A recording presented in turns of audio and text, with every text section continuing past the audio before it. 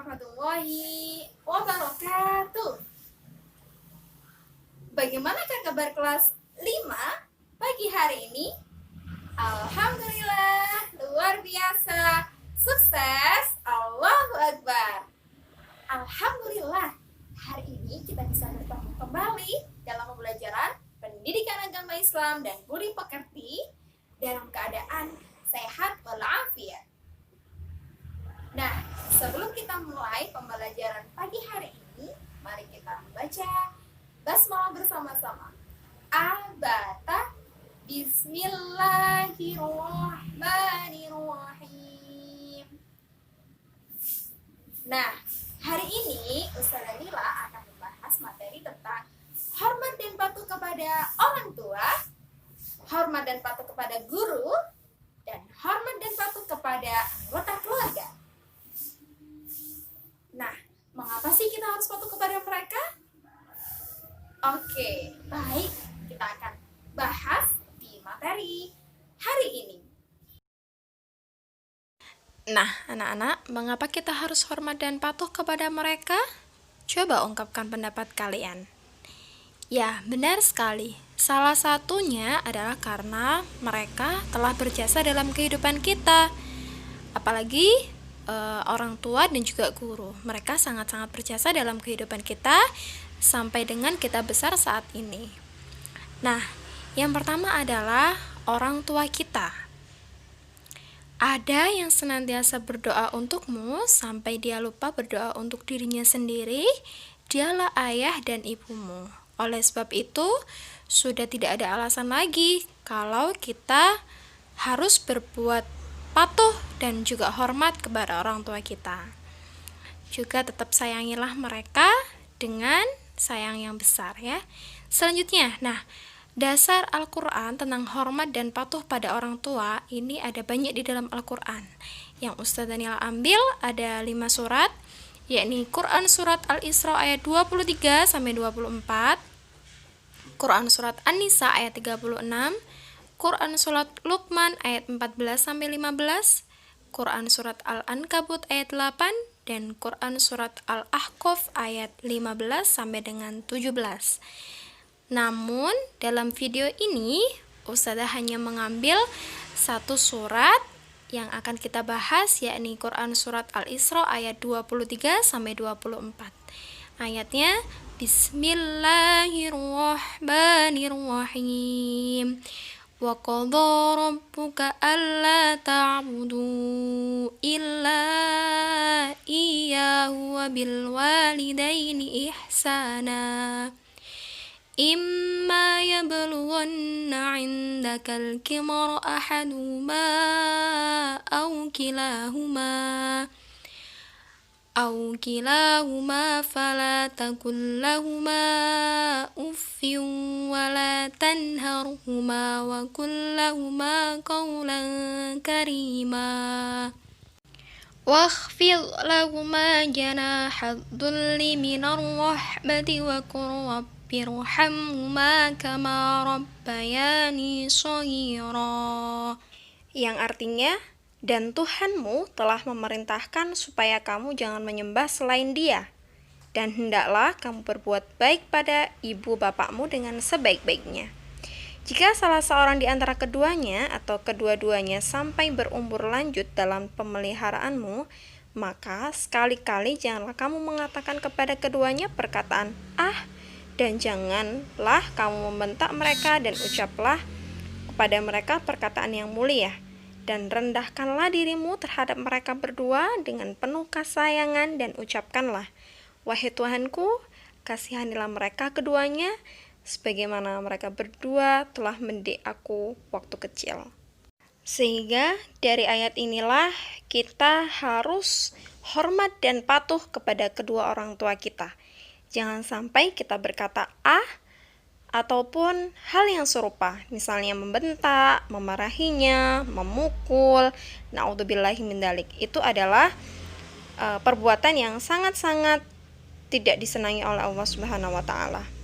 Insyaallah Ustazah yakin kalian semua adalah anak-anak yang sholih sehingga bisa hormat dan patuh kepada kedua orang tua kalian. Nah, membahas tentang hormat dan patuh, apakah kalian sudah memahami makna keduanya? Ya, kalau belum, mari kita simak di slide berikut ini tentang hormat dan patuh. Apa yang dimaksud dengan hormat? Hormat menurut bahasa berarti menghargai atau ta'zim atau sopan. Sedangkan menurut istilah adalah perbuatan yang menandakan rasa menghargai orang lain. Nah, kalau begitu apa yang dimaksud dengan patuh ya? Nah, patuh menurut bahasa berarti taat, menurut, dan disiplin. Sedangkan menurut istilah, patuh adalah menuruti perintah dan melaksanakan dengan penuh tanggung jawab. Sehingga jika hormat dan patuh, maka kita juga menghargai dan juga menuruti perintah dan melaksanakan dengan penuh rasa tanggung jawab. Nah, selanjutnya kita akan membahas lebih detail mengenai hormat dan patuh kepada orang tua. Apa itu? Nah, hormat dan patuh kepada orang tua disebut juga dengan birrul walidain. Berbakti kepada orang tua ini hukumnya fardu ain bagi setiap muslim. Artinya, setiap muslim wajib mentaati semua perintah dari keduanya selama perintah tersebut tidak bertentangan dengan perintah Allah Subhanahu wa taala. Di dalam agama Islam, berbakti kepada orang tua memiliki kedudukan yang tinggi, sehingga orang muslim yang bertakwa sudah semestinya melaksanakan perintah ini dengan baik. Nah, karena hukumnya fardu ain, maka setiap muslim ini wajib hukumnya untuk melaksanakan perintah hormat dan patuh kepada orang tua. Terlebih untuk kalian juga yang sekarang rata-rata sudah mumayyiz, yang artinya sudah bisa membedakan baik dan buruk, sehingga sudah harus melaksanakan perintah untuk birrul walidain. Nah, oke, sekarang bagaimana sih cara kita hormat dan patuh kepada orang tua? Ada yang bisa menjelaskan? Ada yang bisa memberikan contoh? Ya, benar sekali. Ada banyak cara yang bisa kita lakukan untuk hormat dan patuh kepada beliau. Ini Ustazah mencontohkan cara berbakti saat orang tua saat masih hidup. Jadi, anak-anak, jika sekarang kedua orang tua kalian masih diberikan Allah umur yang panjang, maka kalian harus mensyukurinya dan kalian juga pastinya harus hormat dan patuh kepada beliau. Nah, bagaimana sih caranya? Yang pertama adalah melaksanakan perintahnya selama tidak bertentangan dengan syariat dan akidah. Jadi anak-anak, jika kedua orang tua kalian itu memberikan perintah, yang perintah itu tidak bertentangan dengan syariat dan akidah Islam, maka sudah sewajibnya kalian harus segera melaksanakannya. Apa Ustazah yang contohnya bertentangan dengan syariat dan akidah? Misalnya kalian disuruh untuk menyembah berhala. Nah, pastinya tidak mungkin ya, karena kedua orang tua kita itu menyuruh hal yang tidak baik. Nah, jikalau itu menyuruh hal sesuatu yang bertentangan dengan syariat dan akidah, maka kita boleh untuk tidak menuruti perintah tersebut. Nah, cara yang kedua yakni berbicara dengan lembut kepada mereka. Pastinya ya, kita harus berkatanya sopan, kemudian lembut, tidak dengan suara keras, tidak dengan nada-nada yang membentak. Nah, kemudian yang tiga, berusaha untuk membahagiakan mereka. Sebagai anak, kalian juga punya kewajiban untuk ini. Kalian sudah diberikan haknya oleh orang tua, maka kalian juga harus memenuhi kewajiban kalian untuk membahagiakan mereka. Misalnya dengan belajar dengan sungguh-sungguh, hingga mendapatkan prestasi baik di sekolah ataupun di luar sekolah. Nah, yang selanjutnya adalah mendengarkan nasihatnya. Ini sudah pasti ya, karena kalian itu masih usia belum dewasa yang perlu banyak nasihat. Jadi kalian harus wajib untuk mendengarkan nasihat-nasihatnya. Insya Allah dengan kalian mendengarkan nasihat ini, kalian bisa menjadi anak yang lebih baik dan bisa mewujudkan cita-cita kalian di masa depan. Selanjutnya, memperlakukan mereka dengan sopan dan hormat. Jadi, kalian misalnya ini Ustazah contohkan dengan gambar ketika mau berangkat sekolah, sudah harus berkewajiban untuk berpamitan kepada beliaunya. Dengan cara apa? Dengan cara berjabat tangan dan salim ya, dengan takzim, dengan penuh kerendah hatian, karena kedua orang tua kita yang membesarkan mereka. Selanjutnya, membantu pekerjaannya. Nah, di masa pandemi ini waktu yang sangat tepat untuk kalian untuk membantu pekerjaan ayah ataupun bunda di rumah. Kalian bisa tunjukkan dengan misalnya hal-hal yang sederhana, merapikan tempat tidur sendiri, kemudian menyapu, membantu mencuci piring.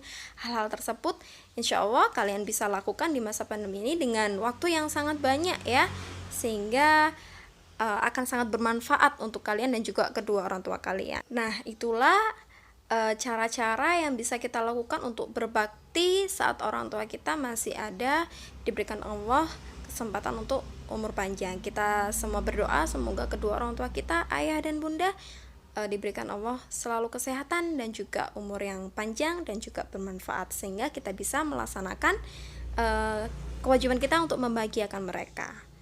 Nah, lalu bagaimana jika mereka sudah meninggal dunia, Ustazah? Nah, ini ada cara berbakti saat orang tua kita sudah meninggal. Jadi anak-anak, jikalau nanti suatu ketika orang tua kita sudah tutup usia, maka kita tetap harus berbakti kepada kedua orang tua kita. Nah, bagaimana dengan caranya, Ustazah? Yang pertama adalah menyelenggarakan pengurusan jenazahnya. Jadi kita harus wajib untuk memandikan, mengkafani, mensolati, dan mengkuburkannya. Kemudian selanjutnya adalah berdoa untuk keduanya. Pasti ya, kita harus sering-sering berdoa untuk keduanya, apalagi saat mereka ada di dalam kubur. Yang ketiga, melanjutkan cita-citanya. Jadi kalau misalnya orang tua kalian di semasa hidupnya ingin untuk pergi haji, namun karena belum sempat, nah kita wajib nih melanjutkan cita-citanya. Gimana Ustazah caranya? Nanti ada cara bagaimana untuk menghajikan orang yang sudah meninggal. Nah, yang kedua, menjaga nama baik keduanya. Jadi kita sebagai anak harus bisa menjaga nama baiknya, misalnya dengan bersikap baik di semua orang. Selanjutnya yakni menjaga silaturahmi dengan kerabat, sahabat, dan teman keduanya. Jadi masih menyambung tali silaturahmi yang sudah terjalin antara orang tua kita dengan kerabat-kerabat atau sahabat-sahabat dan teman-teman dari orang tua kita.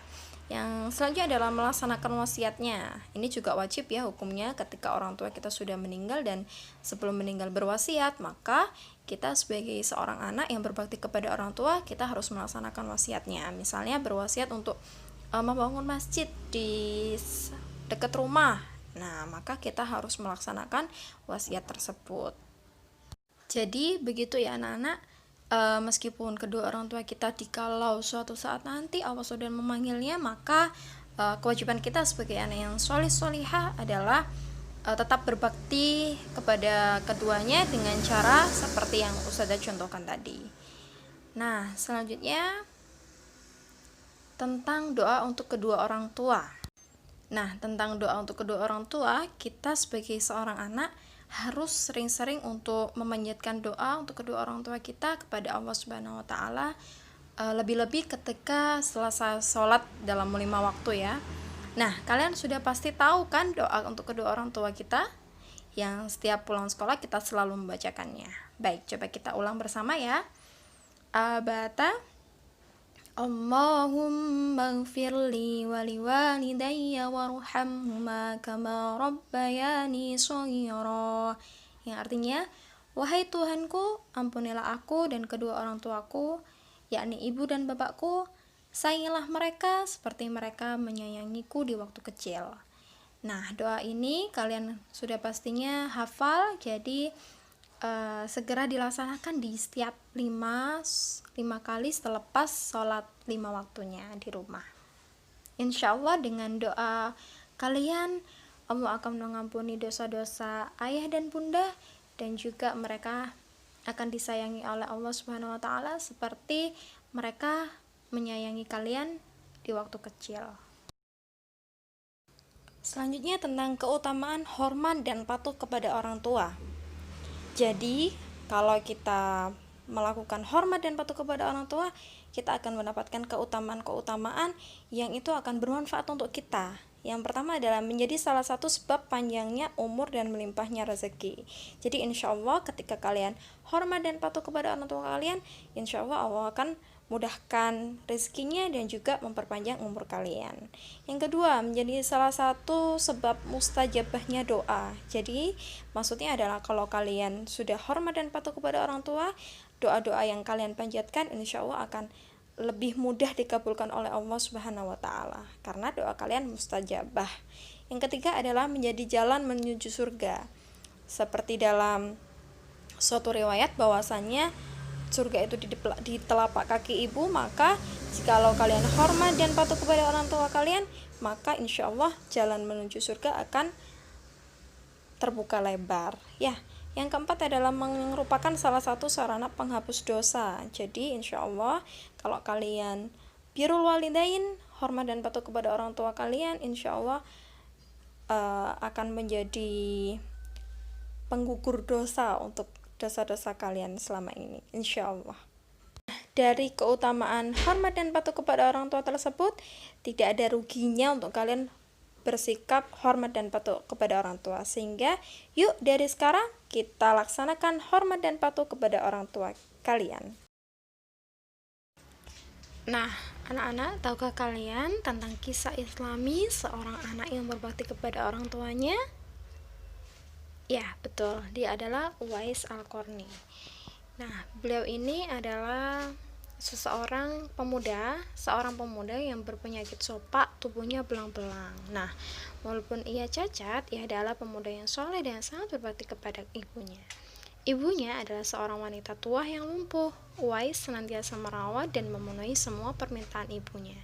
Hanya satu permintaan yang sulit ia kabulkan, yakni ibunya menginginkan berhaji, sedangkan Uwais adalah seorang yang sangat miskin dan tidak memiliki kendaraan.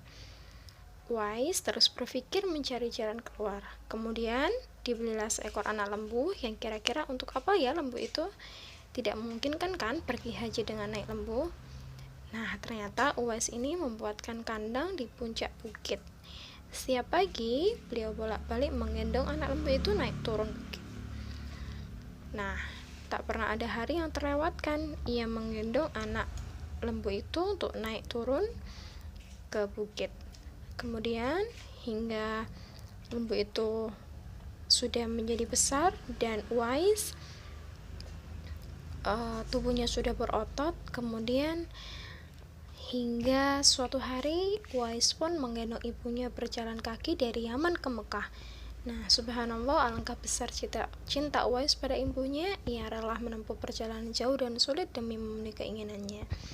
Nah, Uwais berjalan tegap menggendong ibunya tawaf di Ka'bah. Ibunya pun terharu dan bercucuran air mata karena dia sudah terkabulkan keinginannya untuk pergi ke Makkah. Dan subhanallah ya, itulah keinginan Uwais yang tulus dan penuh cinta sebagai rasa bentuk hormat dan patuh kepada seorang ibunya. Selanjutnya cerita tentang anak yang durhaka kepada orang tuanya, yakni Alqamah. Dikisahkan pada zaman Rasulullah ada seorang pemuda yang bernama Alqamah. Dia ini pemuda yang giat beribadah, rajin sholat, banyak puasa, dan suka bersedekah. Suatu ketika dia sakit keras, maka istrinya mengirim utusan kepada Rasulullah SAW untuk memberitahukan kepada beliau akan keadaan Alqamah. Maka Rasulullah pun mengutus Ammar bin Yasir, Suhaib Ar-Rumi, dan Bilal bin Rabah untuk melihat keadaannya. Beliau bersabda, "Pergilah ke rumah Alqamah dan talkinlah untuk mengucapkan la ilaha illallah." Akhirnya mereka pun berangkat ke rumahnya. Ternyata saat itu Alqamah sudah dalam keadaan naza. Maka segeralah mereka mentalkinnya. Namun ternyata lisan Alqamah tidak bisa mengucapkan kata la ilaha illallah. Langsung saja mereka laporkan kejadian ini pada Rasulullah. Maka Rasulullah pun bertanya, "Apakah dia masih mempunyai kedua orang tua?" Ada yang menjawab, "Ada wahai Rasulullah, dia masih mempunyai seorang ibu yang sudah sangat tua renta."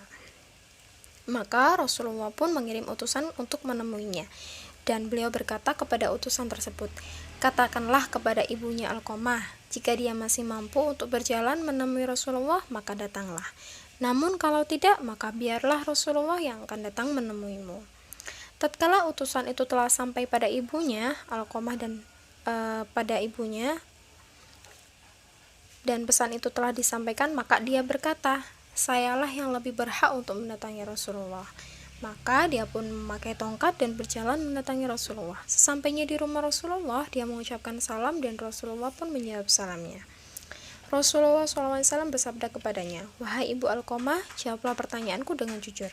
Sebab jika engkau berbohong, maka akan datang wahyu dari Allah yang akan memberitahukan kepadaku bagaimana sebenarnya keadaan putramu Alqamah. Sang ibu pun menjawab, wahai Rasulullah, dia rajin mengerjakan sholat, banyak puasa, dan senang bersedekah. Lalu Rasulullah pun bertanya lagi, lalu bagaimana perasaanmu kepadanya?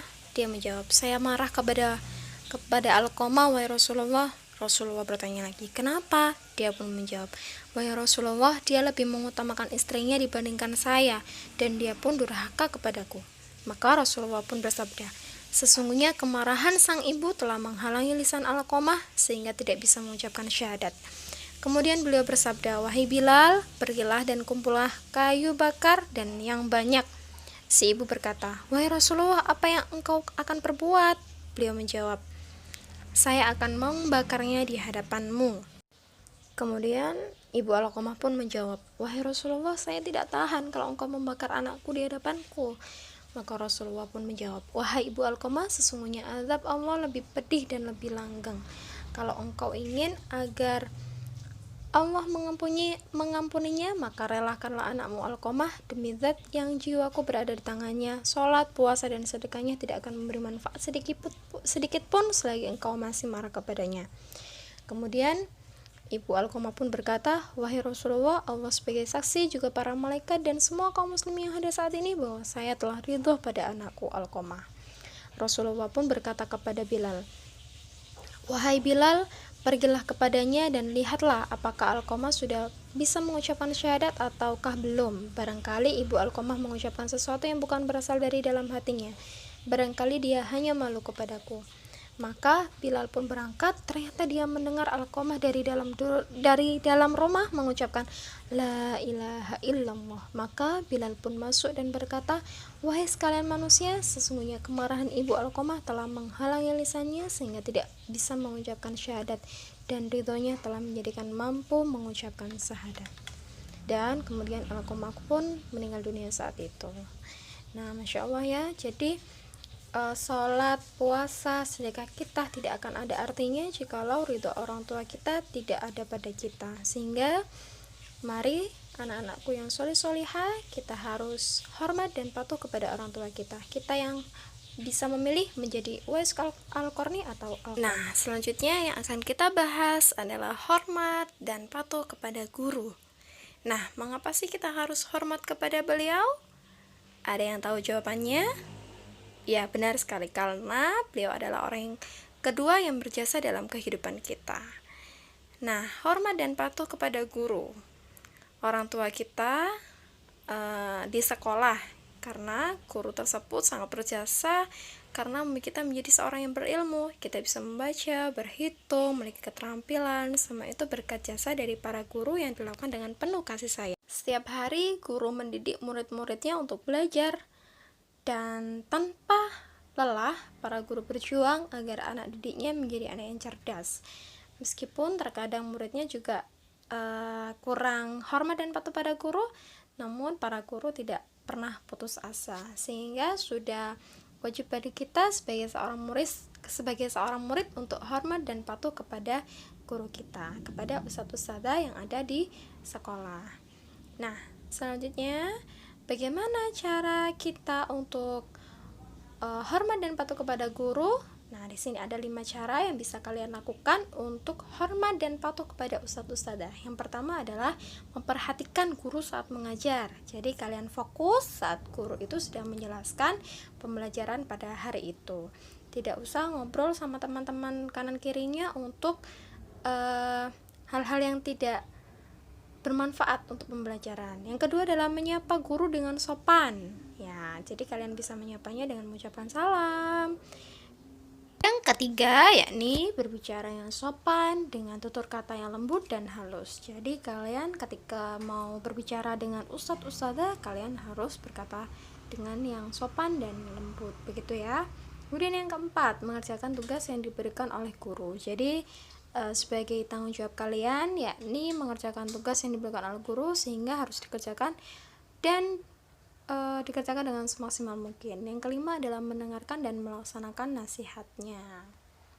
Selanjutnya, nah, karena kita sedang di masa pandemi ya, kita tidak bisa bertatap muka langsung, jadi belajarnya harus via online. Nah, meskipun belajar via online, maka kita juga harus memperhatikan adab belajarnya. Yang pertama, mempersiapkan alat kebutuhan belajar online dengan baik, misalnya laptop atau HP atau gadget lainnya yang digunakan untuk belajar online. Yang kedua, disiplin. Jadi ketika zoomnya dimulai jam 7:30, maka kalian pun harus on time jam 7:30. Yang ketiga, mengucapkan salam dan berbuka manis. Jadi meskipun di layar, tapi juga harus kalian menunjukkan sikap dan juga mimik wajah dan juga ekspresi wajah yang manis, menggunakan bahasa yang sopan. Jadi meskipun kalian di chat, itu juga kalian harus menggunakan bahasa yang sopan. Yang kemudian yang selanjutnya, tetap menjaga sikap dengan menghormati orang lain saat berbicara, tidak memotong pembicaraan orang lain, dan sabar menunggu untuk mendapatkan kesempatan berbicara. Jadi ngobrolnya tidak seperti lebay ya, wing wing wing wing begitu. Jadi kalian harus tetap sabar untuk menunggu gantian untuk berbicaranya. Yang selanjutnya, mute kan mikrofon apabila tidak digunakan. Kemudian tetap menyalakan kamera selama pembelajaran berlangsung, jadi kameranya tetap on, dan menggunakan pakaian yang sopan. Jadi meskipun kalian di rumah, kalian juga harus tetap menggunakan seragam ya. Jadi kalau seragamnya hari Senin pakaian olahraga, maka kalian juga harus menyesuaikan sesuai dengan jadwalnya. Selanjutnya, meminta izin jika ada keperluan, misalnya ke toilet atau mengambil minum, bisa lewat chat atau langsung. Nah, selanjutnya, kalau kita sudah hormat dan patuh kepada guru, maka kita mendapatkan keutamaan nih.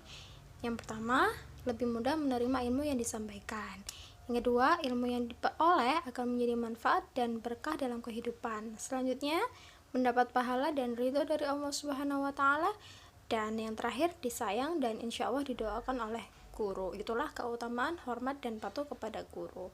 Yuk, sekarang waktunya kalian untuk segera hormat dan patuh kepada ustadz-ustadzah. Yang kedua, yang selanjutnya materinya adalah hormat dan patuh kepada anggota keluarga. Mengapa kita harus hormat dan patuh kepada mereka? Mari kita simak jawabannya. Nah, orang ketiga yang harus kita hormati adalah anggota keluarga. Mereka adalah orang yang tinggal bersama kita. Mereka adalah orang yang sering kita temui. Kita selalu membutuhkan mereka, baik ketika dalam keadaan sehat ataupun sakit. Sebagai sesama anggota keluarga, harus menjaga kerukunan dan kasih sayang. Itulah sebabnya mengapa kita harus menghormati orang-orang yang ada di rumah kita. Baik itu kakak, adik, nenek, ataupun kakek yang tinggal serumah dengan kita. Selanjutnya, kita akan membahas yang pertama tentang hormat dan patuh kepada kakak. Kita harus hormat kepada kakak karena dia lebih tua dari kita. Dengarkanlah nasihatnya dan jangan pernah melawan atau berani kepadanya. Mintalah bimbingannya ketika kamu kesulitan belajar atau saat mengerjakan tugas. Dengan kalian hidup rukun, ayah dan bunda akan sangat bahagia. Selanjutnya, tentang sayang pada adik. Nah, kita harus sayang kepada adik karena dia lebih muda dari kita. Bimbinglah dia dengan penuh kasih sayang dan tidak berlaku sewenang-wenang. Kalian harus bisa menjadi contoh yang baik bagi adik kalian. Berakhlaklah terpuji agar adik dapat menirunya. Nah, itulah hormat dan patuh kepada anggota keluarga. Nah, alhamdulillah, karena pembelajaran telah berakhir, maka Ustazah memberikan tugas untuk kalian tentang materi yang kemarin di pekan 3, yakni materi jujur, dan materi pada pekan ini yakni hormat dan patuh kepada orang tua, guru, dan juga anggota keluarga, yang tugasnya ada di kelas online. Jadi setelah pembelajaran via Zoom, kalian bisa langsung mengerjakan tugas tersebut di kelas online dengan baik. Oke, alhamdulillah, insya Allah kalian sudah paham ya dengan materi pada hari ini. Semoga bermanfaat, tetap semangat meskipun belajarnya di rumah, dan tetap jaga kesehatan sesuai dengan protokol yang telah disampaikan. Ustazah akhiri, wassalamualaikum warahmatullahi wabarakatuh.